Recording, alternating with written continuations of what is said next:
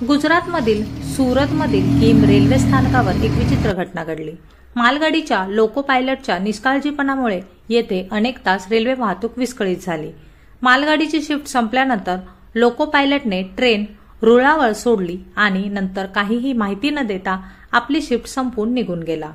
मालगाडी 2.5 तास रुळावर उभी राहिली आणि या रुळावरून जाणाऱ्या अनेक गाड्या अडकून पडल्या।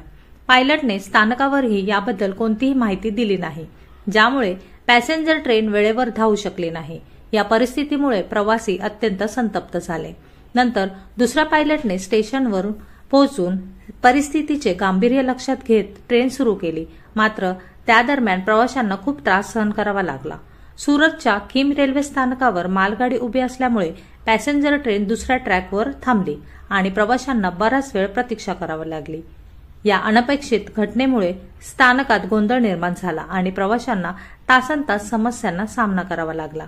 अखेरीस अधिकाऱ्यांना घटनेची माहिती मिळाल्यानंतर दुसरा पायलट पोहोचल्यानंतर मालगाडी रुळावरून हटवण्यात आली आणि त्यानंतर वाहतूक सुरळीत झाली।